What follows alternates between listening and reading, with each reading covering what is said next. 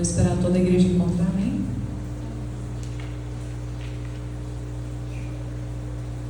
Glória a Deus. Apocalipse, capítulo 2, versículo 12. Diz assim a palavra do Senhor: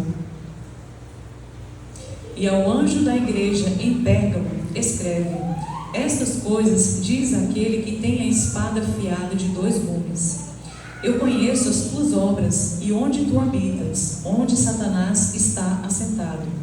E tu retens meu nome e não negaste minha fé, mesmo naqueles dias em que Antipas foi meu mártir fiel e foi morto entre vós, onde Satanás habita. Mas eu tenho umas poucas coisas contra ti, porque tens aí os que sustentam a doutrina de Balaão, que ensinava Balaque a lançar uma pedra de tropeço diante dos filhos de Israel, para comerem coisas sacrificadas aos ídolos e para cometerem fornicação. Assim também tens os que sustentam a doutrina dos nicolaítas, a qual eu odeio. Arrepende-te, senão eu virei a ti rapidamente e lutarei contra eles com a espada da minha boca.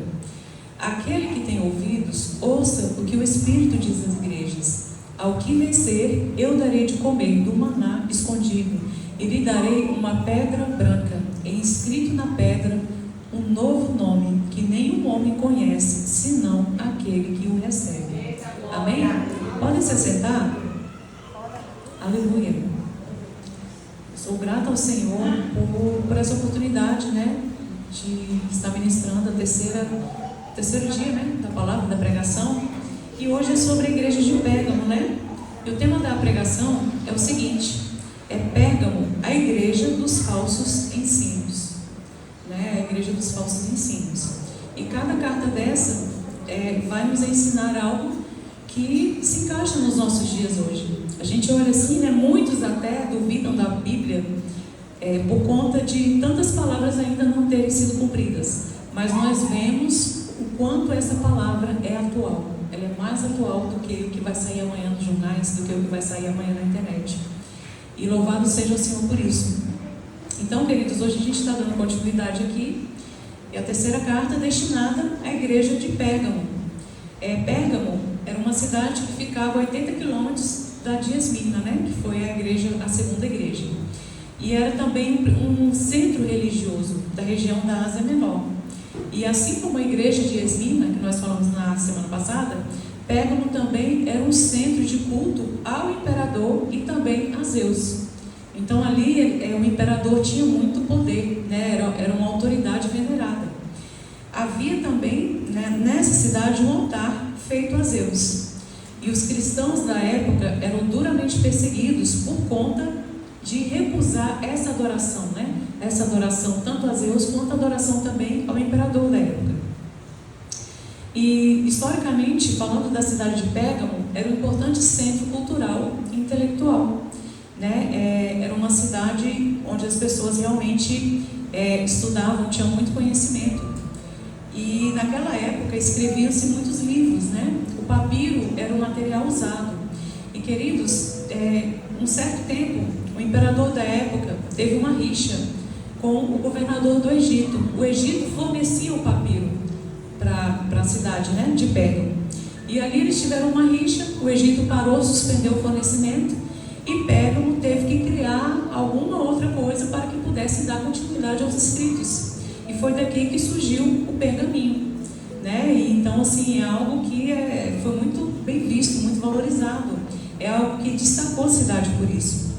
E lá em Pérgamo existiu, segundo os dados históricos, existiu a maior biblioteca da época, com cerca de 200 volumes, 200 mil volumes, 200 mil pergaminhos escritos ali, desde medicina, desde tudo que é tipo de área de conhecimento. Então, era um povo que se destacava pela sua intelectualidade, pela sua cultura, né? A cidade também se destacava pela sua economia privilegiada, né?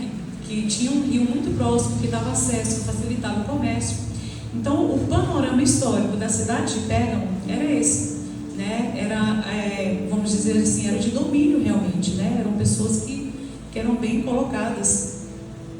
E, queridos, seguindo aqui o padrão das cartas do Apocalipse, que inicia-se com uma qualificação de Deus, Aqui João iniciou também dizendo: ao anjo da igreja em Pérgamo escreve: estas coisas diz aquele que tem a espada afiada de 2 gumes. Então aqui a qualificação de Deus que foi iniciada aqui é a seguinte: Deus é aquele que tem a espada afiada de 2 gumes. E queridos, a espada de 2 gumes é aquela espada que os 2 lados são afiados. Em Hebreus, lá no capítulo 4, no versículo 12, diz assim: que a palavra de Deus é viva, eficaz e mais afiada que qualquer espada de 2 gumes. Ela penetra a ponto de dividir a alma e espírito, juntas e medulas, e é apta para julgar os pensamentos e as intenções do coração. Então, a palavra de Deus é a espada que penetra a alma e o espírito. E isso representa 2 direções, que uma a terra, destinada à terra, e outra destinada ao céu. Então isso fica claro aqui quando a gente vê o direcionamento que o Senhor estava dando para a igreja de Pérgamo. E a palavra de Deus, queridos, é como um bisturi que é capaz de cortar tudo e ninguém poder fugir disso. Eu quero dizer para você o seguinte: que não se pode fugir da palavra do Senhor. Ou seja, Deus é aquele que tem a espada afiada de 2 gumes. Deus é aquele que vem nos dar um direcionamento, assim como deu a essa igreja, né? E essa espada, essa palavra, ela corta, ela remexe tudo por dentro, ela nos dá direcionamento na terra e nos dá direcionamento também ao céu.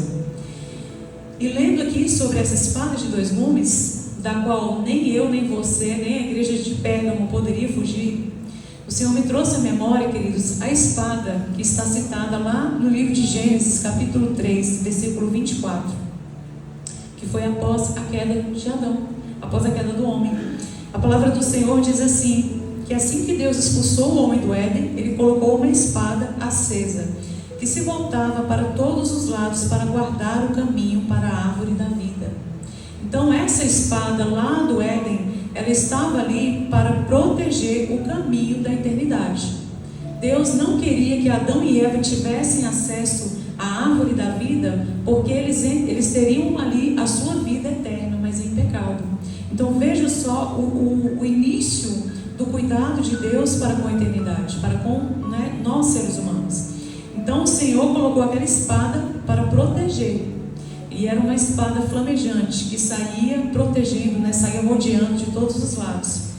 E aqui o Senhor me trouxe essa questão da espada, do cuidado de Deus. Então a espada de 2 gumes representa também o cuidado de Deus para com a nossa vida, né? A preservação que Deus tem, né? O apreço, o amor que Deus tem pelas nossas vidas.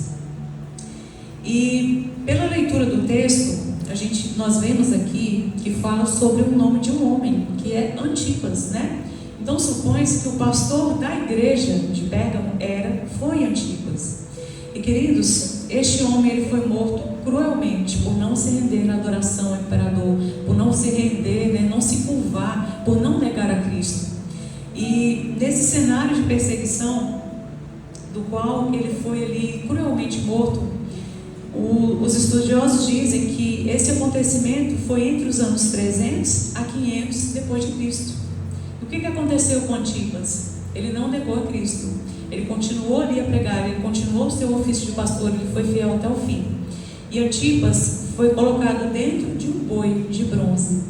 Eles colocaram Antipas dentro desse boi de bronze, selaram esse boi com ele dentro, colocaram na brasa viva, no fogo, e Antipas morreu ali, sufocado e queimado. Então você imagina o cenário de perseguição naquele tempo, né? O cenário assim tenebroso, realmente custava a vida. Optar por Cristo, dizer que servia a Cristo, custava a vida. E é o que o Senhor nos pergunta essa noite: será que ainda há cristãos como estes? Será que ainda há na terra pessoas dispostas a entregar a sua vida a Cristo, né, por amor ao seu nome? Então, amados, em toda a história da Bíblia nós vemos que sempre tiveram homens de Deus que estavam ali diante de situações das quais ou eles se negavam, vamos dizer assim, ou se negavam ao nome de Deus e permanecia vivo, ou se mantinha firme e fiel e ia para um destino de morte. Antipas foi um desses homens. E eu não posso deixar também de falar de Daniel, né, irmãos? Daniel, a gente conhece a história bem, né? Era um jovem que estava ali na presença do Senhor, eu não posso deixar de falar dele. Ele viveu durante o governo do rei Dario, e ali um belo dia Dario coloca Daniel como um dos seus 3 presidentes, né? Como um dos presidentes que iam governar ali, que iam ajudar nas decisões. E a palavra do Senhor diz que Daniel se destacou porque nele havia um espírito excelente. E o rei pensou em tirar os outros 2 presidentes e colocar só Daniel como presidente, deixar só ele sobre todo o reino. E o que aconteceu? Aqueles homens começaram ali a buscar uma ocasião para tirar Daniel, para que isso não acontecesse. E queridos, eles iam atrás de uma culpa, de um erro, de uma falha, procuravam um deslize de Daniel, mas não achavam. Por fim, sabendo, né, da fé de Daniel, eles pensaram assim: olha, a gente só vai conseguir fazer alguma coisa contra ele se a gente for na lei do seu Deus, né? Porque Daniel, todos sabiam que Daniel andava com Deus. E ali aqueles homens diz que a palavra do Senhor diz: olha só, que todos os presidentes do reino, os capitães, os príncipes, os conselheiros e os governadores concordaram em promulgar um edito real, do qual seria proibido por um espaço de 30 dias fazer uma petição a qualquer Deus ou a qualquer homem que não fosse o rei. Então, eles acharam aqui uma brecha, uma oportunidade. Agora a gente vai pegar Daniel. E amados, o que aconteceu? O rei concordou, né? O rei achou viável, assinou, promulgou, e esse decreto, esse edito, ele não podia ser revogado. O que nós vemos com isso aqui? É que sempre que Deus levantar alguém como autoridade, né? Levantar um pastor, levantar alguém com autoridade, sempre vai ter pessoas querendo tirar você do propósito, sempre vai ter pessoas querendo tirar você de cena, né? Ele se destacou por ter um espírito excelente, porque tudo que ele colocava a mão dava certo e fluía. E isso também irá acontecer na nossa vida. Então, a partir do momento que nós tomarmos a posição de servos, de falar assim: eu vou fazer algo para o Senhor, vão se levantar pessoas querendo tirar você de cena. E amados, quando Daniel soube que esse edito estava assinado, ele não se desesperou. A palavra diz que ele entrou na sua casa, no seu quarto com as janelas abertas, e dobrou os seus joelhos e orou dando graças. E isso, a palavra diz que ele fazia isso 3 vezes ao dia. Então veja só o posicionamento de Daniel, a decisão que ele tomou. Os homens que estavam querendo pegá-lo, já sabendo que ele tinha esse hábito, foram atrás dele, ficaram ali na espreita e o viram orando e suplicando a Deus. E ali eles correram para o rei, deduraram Daniel, entregaram ele, e o rei ficou muito penalizado em seu coração, ele ficou muito entristecido, porque já havia assinado o edito, isso não poderia ser suspenso, e ele teria que cumprir aquilo que for determinado. Então, queridos, a palavra do Senhor diz que o rei trabalhou ainda durante o resto do dia, tentando ver alguma forma de livrar Daniel, só que ele não conseguiu. Por fim, chegando à noite, ele mandou chamar Daniel e lançar na cova dos leões. E ele disse ainda: Daniel, o teu Deus, a quem tu continuamente serves, ele te livrará. Queridos, e ainda trouxeram uma pedra e fecharam a cova para que Daniel não tivesse chance de escapar. Então imagina ali aquela situação, uma cova repleta de leões famintos, há dias sem comer, e este corpo deste homem sendo lançado, uma pessoa sendo lançada. Amados, a palavra do Senhor diz que o rei passou a noite acordado em jejum. Ele não dormiu, ele ficou assim angustiado, preocupado. E ao amanhecer logo cedo, a palavra diz que ele chegou à cova com voz triste e disse assim: Daniel, servo do Deus vivo, dar-se-ia ao caso do teu Deus ter te livrado da cova dos leões? E ali Daniel, naquele momento, ele diz assim: ó rei, vive para sempre, porque o meu Deus enviou o seu anjo, fechou a boca dos leões, para que não me fizessem nenhum dano, porque não pequei contra ti em nenhum momento.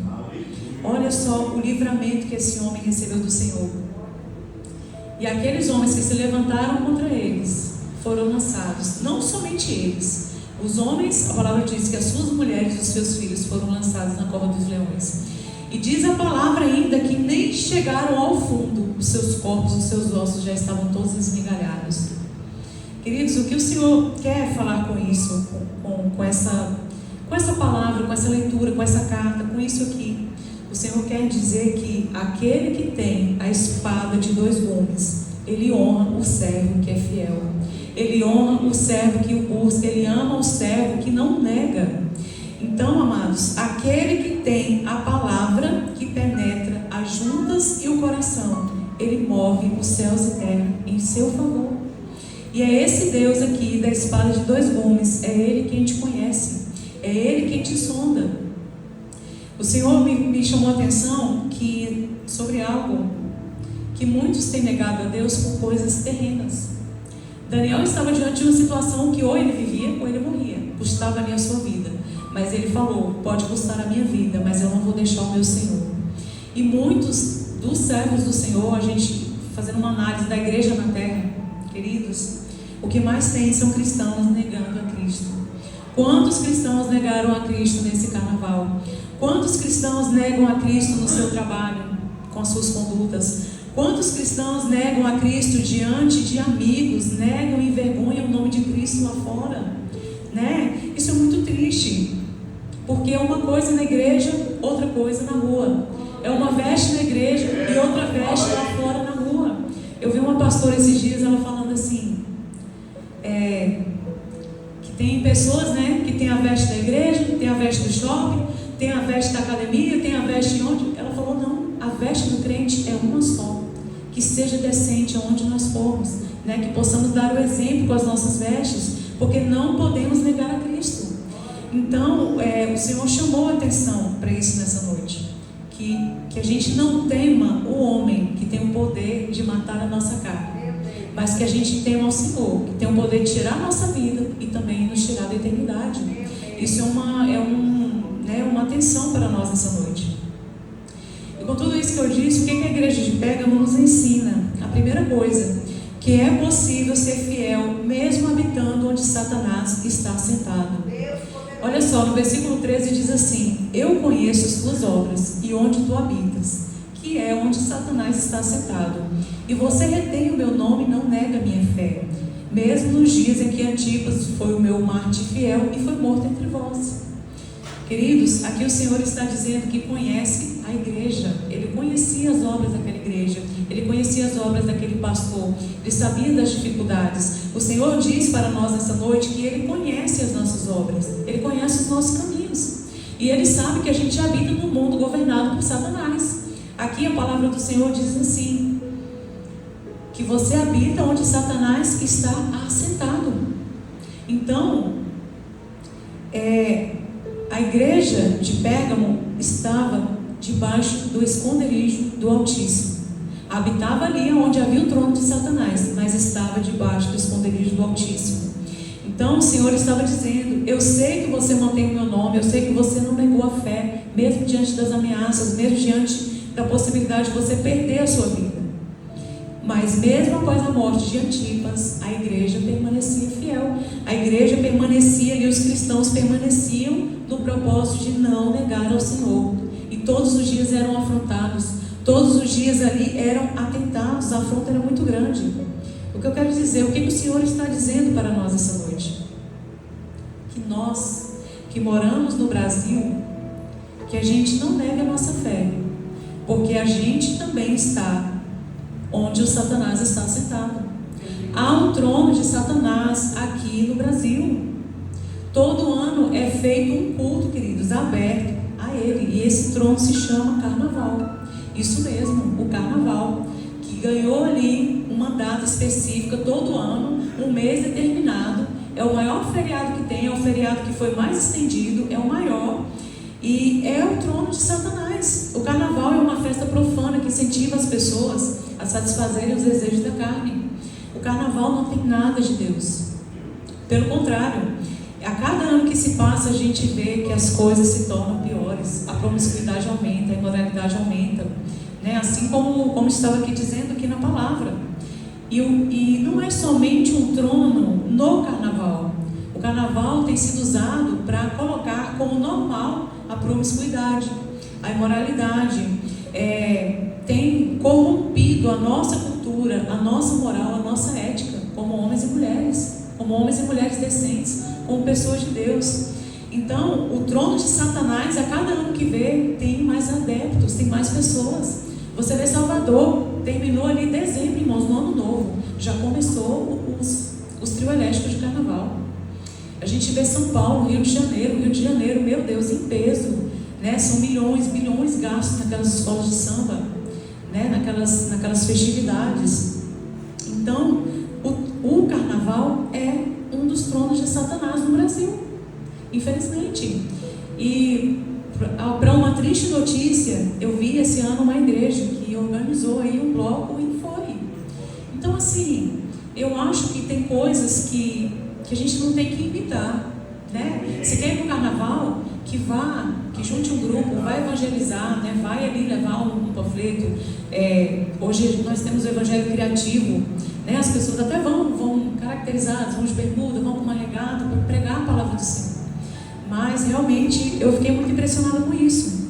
O que eu quero dizer para você é que as portas das coisas do mundo, elas estão mais fáceis, elas estão dentro da nossa casa.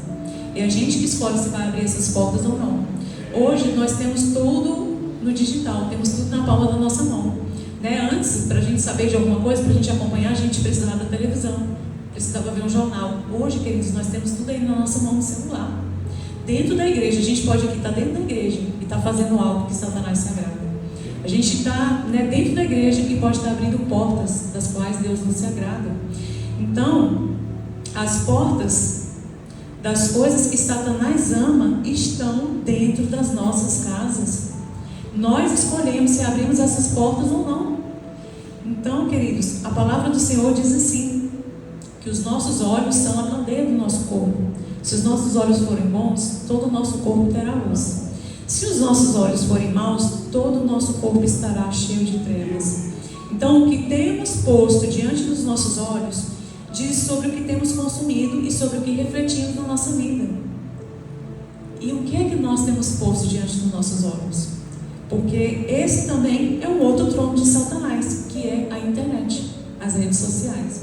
É o trono de Satanás. É uma arma que tem sido usada para matar os crentes, para derrubar os cristãos.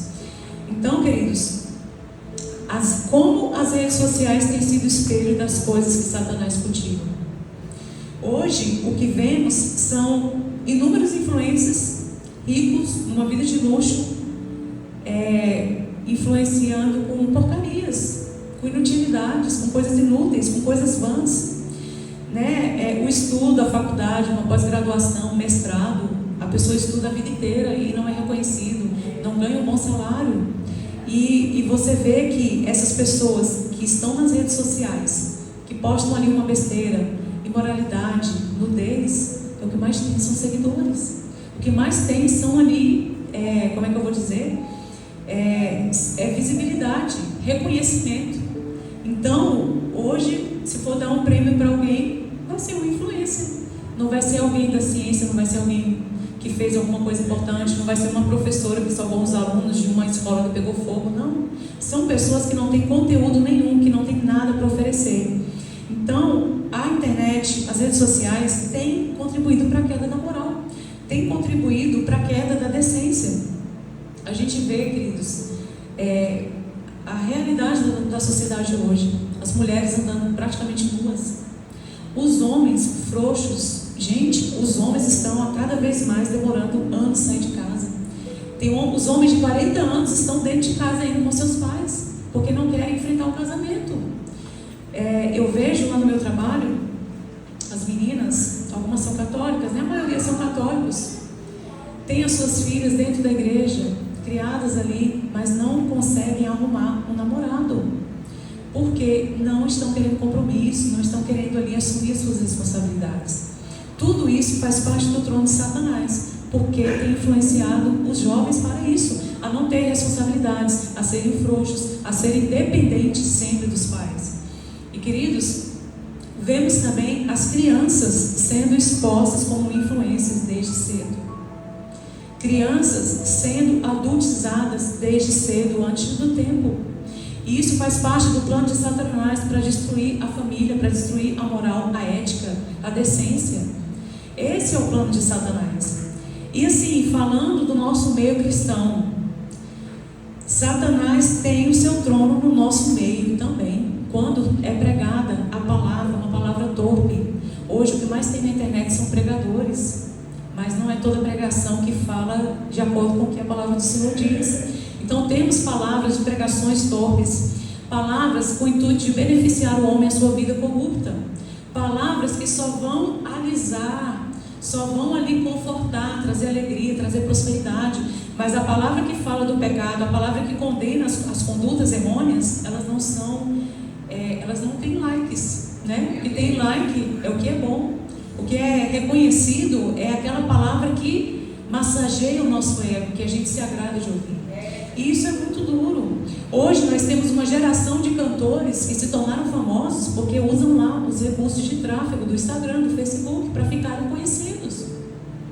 Quando você vai escutar, a maioria, queridos, pegue e escute as canções antigas, veja a unção que tem. E pegue essas canções de hoje e veja se é a mesma unção.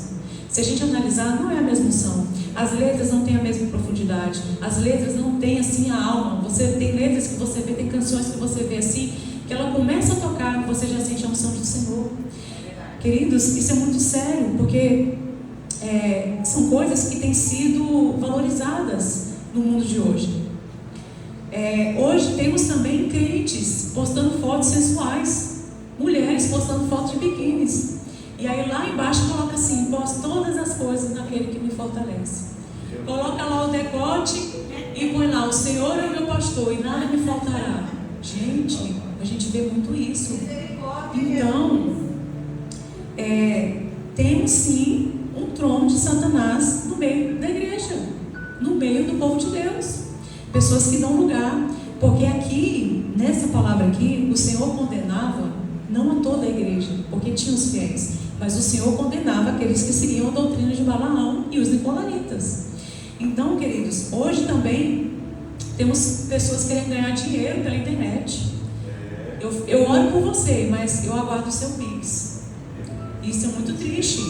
E isso é sério, queridos. Hoje temos pastores, pessoas que ascenderam ministerialmente sem passar pelos processos, sem passar pelas etapas. Poucos nos conhecem, né? Eu e Daniel, a gente já passou por diversas igrejas, já lidamos com pessoas extremamente difíceis. Cada igreja nos traz um aprendizado. E o que a gente vê hoje na internet? Pessoas que aceitam Jesus, daqui a um ano são pregadores reconhecidos, que estão ali pregando a palavra, mas não sabem lidar com as pessoas, não têm maturidade, não têm amadurecimento para resolver as questões. E o que acontece? A igreja acaba se frustrando, as pessoas acabam perecendo. Por quê? Porque se tornam líderes intolerantes, porque não têm maturidade para lidar com as pessoas. Isso é muito sério, queridos. Então, assim, é pesado o que eu vou dizer, mas Satanás está no meio da igreja. Satanás está no meio da igreja. E nós, como servos do Senhor, nós temos que vigiar a nossa vida, vigiar nossas escolhas, vigiar aquilo que a gente consome, aquilo que a gente traz para dentro da nossa alma, queridos. Esse é o alerta do Senhor para os nossos dias. Seja a luz do mundo, seja o sal da terra, nessa terra que é podre, nessa terra que está podre, né? Hoje nós temos igrejas corrompidas, as igrejas que eram os refúgios, né, daqueles que precisam ali de um alimento, de ouvir uma palavra, de receber uma oração, de terem ali uma vida de transformação, não estão sendo transformados, porque o altar está em corrupção, o altar está sujo. Então, que nós possamos ser a luz do mundo, que possamos ser verdadeiros adoradores. Quantos hoje adoram a si mesmos? Adoram o seu corpo, adoram a sua performance, adoram a sua posição, o seu posicionamento, a sua colocação na sociedade, mas não adoram ao Senhor, que é a verdadeira fonte de onde tudo vem. O Senhor é a fonte do nosso talento. Nós vemos muito isso, né? A exaltação do talento. A igreja está cheia de talentos, mas pouco caráter. falta caráter, né? A igreja, vamos dizer assim, você é bem aceito se você tem um dom, se você toca, né? O Dani que sabe, tem o Gabriel, todo mundo conhece o Gabriel. Gabriel, quem conhece, ele toca tudo. Então, assim, muitos convidam eles para eventos que ele não vai, porque ele sabe que Deus não está. E tem, assim, muitos amigos, é muito visto. Então, assim, o talento, ele nos dá visibilidade, né? Logo que a gente chega na igreja, o pastor já vê o talento e, eu quero colocar você para trabalhar e tudo. Mas, queridos, o mais importante do que o talento é observar o caráter. Mais importante do que o talento é observar se tem vida com Deus, se é justo, se é honesto, se trata bem as pessoas, se tem uma vida decente. Isso é muito sério. Então hoje nós temos sim uma igreja corrompida. E às vezes a aparência é boa, mas o coração está podre. Então que nós, nesse tempo, que nós saibamos diferenciar o talento e o caráter. Valorize o caráter e não o talento, né? O talento vem com o tempo. Eu não tinha talento nenhum para cantar, irmãos. Eles sabem, me via como era no começo. Não tinha talento. Entrei no coral, desafinava no contralto. Me colocaram no soprano, desafinava no soprano. Desisti. Passei um tempo sem ir. E depois eu voltei. E falei, meu Deus, o Senhor vai me ajudar. E fui orando, e fui cantando em casa. E as coisas, e o Senhor foi me ungindo, foi melhorando, foi mudando. Então, assim, o mais importante é termos o caráter. Porque o caráter é o que nos mantém de pé. E é o que não vai deixar a gente se corromper. Hoje muitos chegam nessas plataformas e se corrompem, porque não tem base, não tem estrutura, não tem solidez para administrar o sucesso, para administrar as coisas que vêm, né? As portas que são abertas. Então é isso que eu quero dividir com vocês, porque é possível ser fiel ao Senhor mesmo habitando onde Satanás está assentado. Então seja fiel ao Senhor, mesmo habitando em lugares que não são favoráveis a você, em lugares que te oferecem propostas. Seja fiel ao Senhor. O que mais a igreja de Pérgamo nos ensina? Que os falsos ensinos estão no meio do povo de Deus. Como diz aqui, né? Eu tenho umas poucas coisas contra ti, porque tens aí os que sustentam a doutrina dos Nicolaitas, a doutrina de Balaão, que ensinava Balaque a lançar uma pedra de tropeço diante dos filhos de Israel, para comerem coisas sacrificadas aos ídolos e para cometerem fornicação. Assim também tem os que sustentam a doutrina dos Nicolaitas, a qual eu odeio. Né? O Senhor condenou também a igreja de Éfeso, por conta da doutrina dos Nicolaitas. Os Nicolaitas, queridos, são doutrinadores, ensinadores que pregam aquilo que acha que é certo, aquilo que é conveniente. E hoje nós vemos muito esses ensinos da doutrina de Balaão também, que são coisas que são ensinadas para enfraquecer o povo de Deus e levá-los ao engano. Sabe aquela doutrina do não tem nada a ver? Isso não tem problema, é só uma vez. Eu vou ao carnaval, mas o meu coração não está lá. Eu vou participar, mas não vai mudar nada. Então, são essas doutrinas que o Senhor está chamando a atenção da igreja. São doutrinas que enfraquecem o povo de Deus, são contra a palavra do Senhor. Então, os Nicolaitas, eles eram a favor, por exemplo, da poligamia, a favor da imoralidade sexual. E o Senhor aqui, quando fala de fornicação, o Senhor está condenando a imoralidade sexual, o sexo antes do casamento. Ele está condenando condutas humanas das quais os Nicolaitas defendiam que eram boas. E nós vemos isso também, queridos, na igreja hoje, né? A gente vê a defesa de alguns comportamentos. Quando eu digo defesa, não é que a gente vai lá defender, mas quando a gente deixa de alertar, a gente está sendo conivente. Então nós temos que sim alertar. O pastor tem sim que corrigir, o pastor tem sim que chamar a atenção, porque quando ele não faz, ele está sendo um nicolaíta. Ele está defendendo, né, a escolha da ovelha que às vezes não sabia, ou que às vezes sabe e decidiu optar por esse caminho. Então isso é muito sério, queridos, né? Tem muito isso, isso não é pecado, Deus entende. Eu sou jovem, eu quero curtir a vida, eu quero aproveitar, eu quero conhecer, eu quero provar as coisas. E isso era o que o Senhor estava combatendo, esses ensinos paralelos que diminuem, que relativizam as coisas. A palavra do Senhor, queridos, é sim, sim, não, não. O que o Senhor diz que pode, pode. O que o Senhor diz que não pode, abomine da sua vida. Que que a gente negue isso na nossa vida. Então hoje a gente retira-se muito o peso da palavra de Deus em relação aos pecados. Quem está pregando isso aqui nas igrejas hoje em dia, irmão? Quem está pregando sobre pecado? A gente não vê. Procura na internet pregações que a gente não vê. Poucos pregam com relação aos pecados. Hoje você vê a pregação do evangelho da hipergraça. A hipergraça que perdoa, que Deus aceita todo tipo de amor, que todo tipo de amor é bem visto por Deus, né? O evangelho da hipergraça que coloca Deus como um pai tão bondoso e amoroso que não vai pôr limite nenhum para o seu filho. Esse é o evangelho que tem sido pregado por aí, que o filho pode tudo, que Deus vai perdoar ele a todo tempo. Não, queridos, o Senhor não morreu para isso, né? Hoje nós temos aí igrejas para todos os gostos, é como self-service. Você vai se alimentar da comida que te agrada. Você vai escolher, não, aqui só é pancada, eu não vou mais nessa igreja. Agora, quando amacia o seu ego, quando te dá uma palavra de prosperidade, que você vai ser bem sucedido, que você vai crescer, que você vai, né, ser honrado, a igreja está cheia. Então é esse evangelho self-service, cada um está indo comer onde acha que é mais aceito, mais adequado.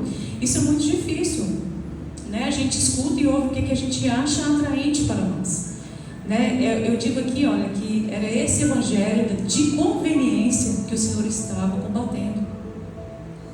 Diga não a esse evangelho de conveniência, porque, queridos, a palavra do Senhor é sim, sim, não, não. O que passa disso procede no maligno. Com Deus não tem meio termo.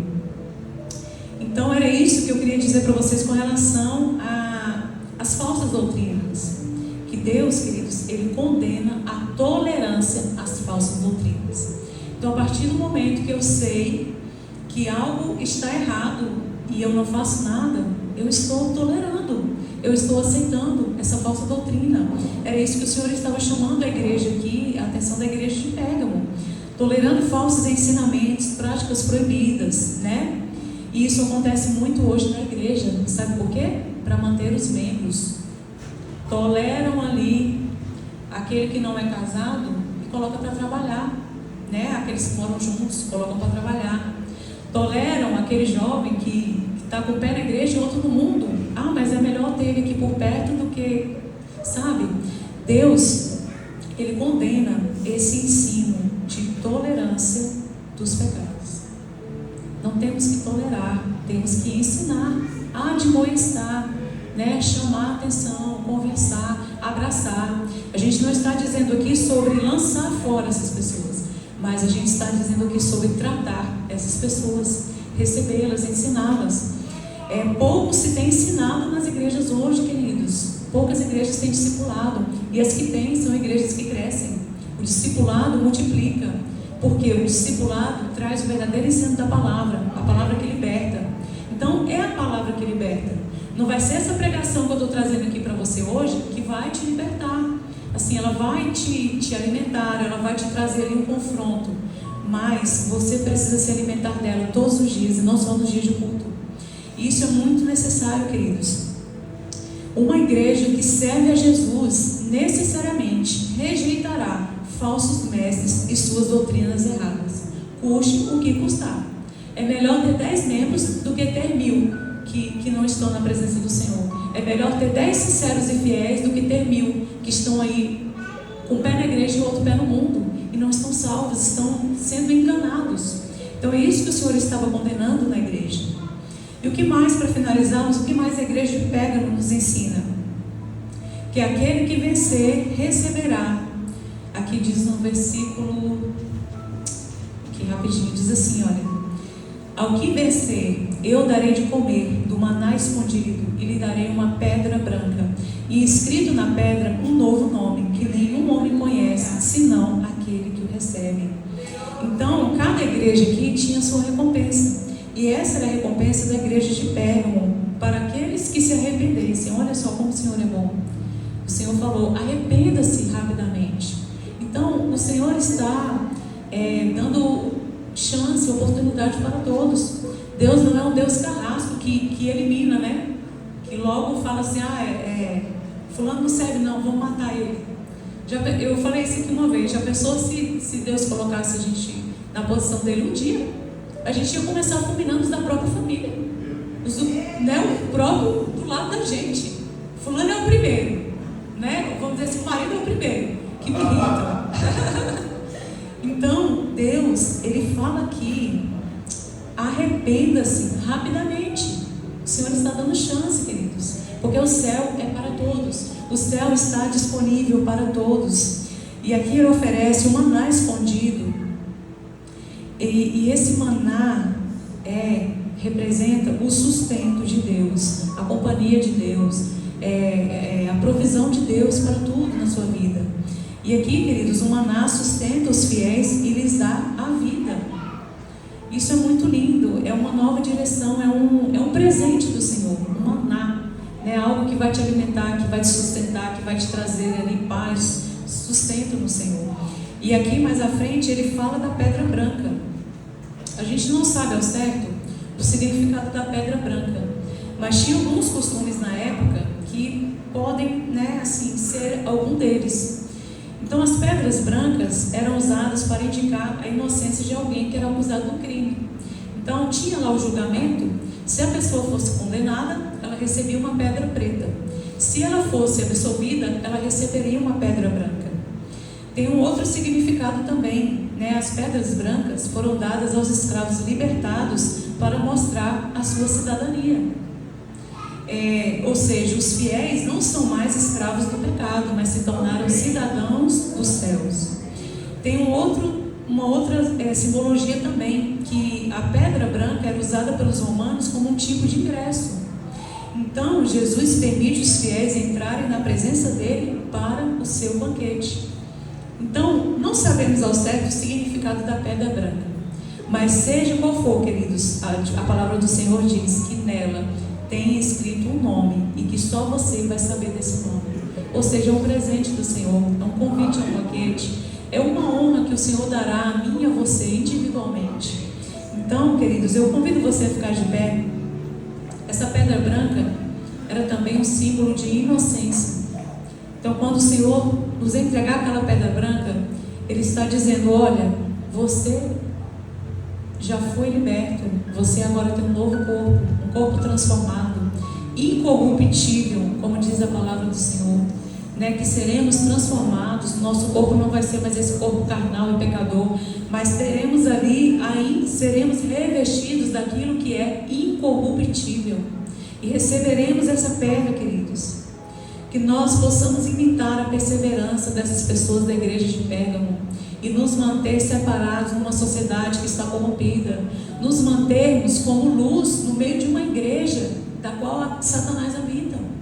Que nós, como servos do Senhor, possamos nos manter na doutrina que foi deixada aqui nessa palavra, na doutrina que salvou os discípulos, que salvou diversas pessoas no tempo de Jesus. E é isso que o Senhor tem para a igreja, o maná que sustentará para sempre. A pedra branca que vai ter o seu nome, que ninguém vai poder te tirar. A pedra branca que vai ter o seu nome como uma honra da qual ninguém vai poder te tirar. Então, que você, que eu, que nós possamos prevalecer e permanecer fiéis ao Senhor. Que nós não neguemos o nome de Cristo em circunstância alguma. Eu costumo dizer que nós vamos passar a igreja do Senhor, a geração da Débora, nós somos a geração que vai passar pela grande tribulação. E vai chegar um momento do qual vai custar a nossa vida. E o meu maior desejo é que eu tenha força e persistência para não negar o nome do Senhor e ser fiel até o fim. E isso é o meu desejo para toda a igreja, que nós possamos perseverar na presença do Senhor até o fim. Então eu te convido nesse momento, queridos, a fazer uma oração. E diante dessa palavra que foi pregada, se há algo que você necessita ser mudado, apresente ao Senhor, né? Coloca no Senhor, nas mãos do Senhor, que Ele vai te ajudar, Ele vai te conceder, Ele vai te fortalecer para isso. Amém? Senhor Jesus, meu Deus e meu Pai, eu quero primeiramente te agradecer por essa palavra que ministrou primeiramente ao meu coração, e o Senhor também ministrou essa noite através do Teu Espírito à Tua igreja. Eu te apresento, Pai, cada servo Teu que está aqui essa noite. Foram poucos, sim, mas o céu não é para todos, o céu é para poucos. E nós somos sim pecadores, nós somos sim falhos. Nós precisamos, Pai, de aparar nossas arestas. Precisamos sim deixar velhos hábitos, deixar velhas coisas. Precisamos sim, meu Deus, parar de relevar aquilo que não agrada, parar de carregar em nossa vida aquilo que não agrada ao Senhor. Por isso eu te peço, Pai, nessa noite, como pecadores que somos, te peço pela tua misericórdia, Pai. Te peço que o teu Espírito Santo venha nos convencer, que o teu Espírito Santo venha falar nos nossos corações, porque somente pelo teu sangue é que somos purificados, somente pelo teu sangue é que somos santificados, Pai. E eu te peço, meu Deus, que o Senhor prepare, que o Senhor separe um povo santificado, um povo puro no meio da igreja, no meio, Senhor, dos teus, no meio, meu Pai, deste mundo, do qual Satanás tem reinado, do qual Satanás tem dominado, que possamos fazer a diferença nessa terra, que possamos sim, meu Deus, salgar esta terra, que possamos sim levar o teu evangelho, que possamos sim ser testemunhas do Senhor por onde nós formos.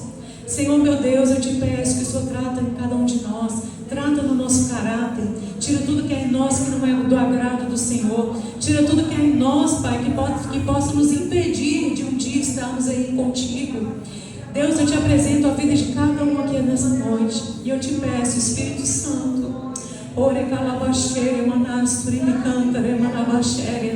que possamos ser, meu Deus, aqueles dos últimos dias, mas os fiéis dos últimos dias que prevalecerão diante das lutas, diante das afrontas do inimigo.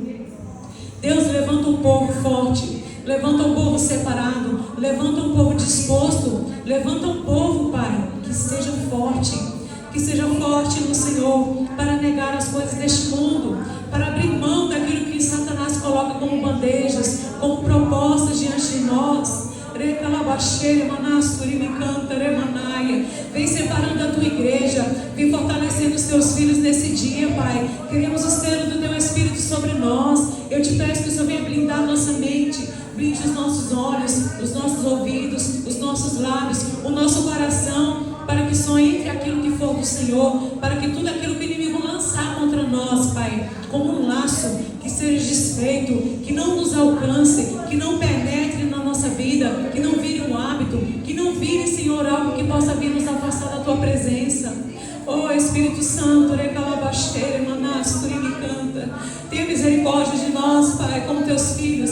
Tenha misericórdia da tua casa, tantos lugares já que o Senhor já não entra, tantos lugares já que não há espaço para o Senhor, mas nós estamos aqui, Pai, clamando como servos, estamos aqui, Senhor, nos humilhando com esta oração, pedindo, Pai, que o Senhor nos transforme, que o Senhor nos liberte, que o Senhor limpe o nosso coração, que o Senhor lave as nossas vestes no teu sangue. Fomos comprados por um alto preço, e esse preço foi de sangue, sangue derramado por nós, e nós temos que valorizar este sangue. Oh Espírito Santo, que o Senhor possa ser o nosso companheiro fiel, aquele que caminha conosco lado a lado, aquele que está conosco, Senhor, falando a todo tempo. Que os nossos ouvidos sejam ungidos nessa noite. Eu te peço, Senhor, unge cada ouvido aqui e repreende a fala de Satanás. Unge cada ouvido, adestra os ouvidos dos teus filhos para discernir entre a voz do teu Espírito Santo e a voz de Satanás. Senhor, meu Deus, toma a tua igreja nessa noite, nos fortaleça, Pai, e que eles estejam sim debaixo da proteção do Altíssimo, que eles estejam sim debaixo das tuas asas, Pai, debaixo da tua guarida, Senhor, em nome de Jesus. Amém. Eu agradeço a oportunidade em nome de Jesus.